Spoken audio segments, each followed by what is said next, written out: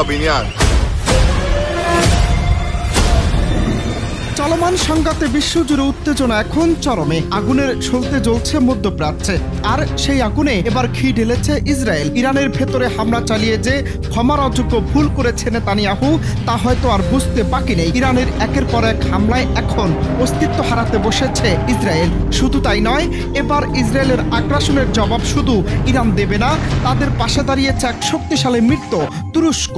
সরাসরি হুঙ্কারে তোয়ানের ইসরায়েল নিজেই নিজের বিপদ ডেকে এনেছে। এবার মরণ কামড় দিতে নামছে তুরস্ক, পাশে আছে রাশিয়া, পাকিস্তান, উত্তর কোরিয়া।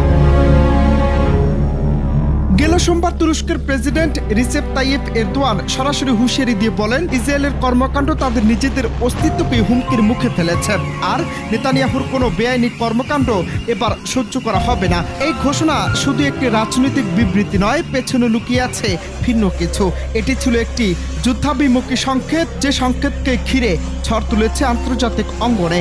ইসরায়েল ভেবেছিল হামলা চালিয়ে ইরানকে কোণঠাসা করবে, কিন্তু এখন ছবিটা পাল্টে গেছে। তুরস্কের হুমকির পর ইসরায়েল পড়েছে প্রবল চাপে। দুই মুসলিম পরাশক্তি এখন একসঙ্গে, আর সেই জোটে যুক্ত হলো ইরাক, সিরিয়া, এমনকি লেবাননের হিজবুল্লাহ। এজন্য আগুনের মাঝে বিস্ফোরক।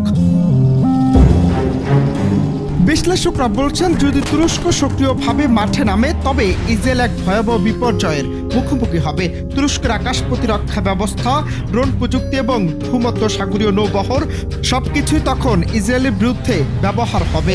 আর ইরান তো মাঠেই আছে, ইতিমধ্যে ছুড়েছে একের পর এক ক্ষেপণাস্ত্র, ধ্বংস করেছে ঘাঁটি, ঘুম কেড়েছে তেল আবিবের। তবে সবথেকে ভয়ঙ্কর বার্তা এসেছে এরদোয়ানের কণ্ঠে। বলেছেন, ইসরায়েলের আগ্রাসন শুধু ফিলিস্তিন বা ইরানের উপর নয়, এটা গোটা মুসলিম বিশ্বের জন্য হুমকি। এবার জবাব দিতে হবে একসঙ্গে। তবে এখন বিশ্বজুড়ে উদ্বেগ বাড়ছে। নতুন এক জোট গঠিত হচ্ছে যা ইসরায়েলের অস্তিত্বকে চ্যালেঞ্জ করতে প্রস্তুত।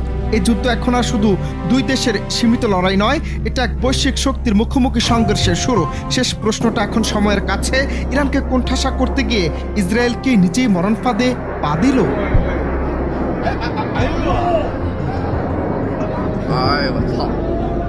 অনন্ত হাসান মাসুদ, বাংলা টিভি।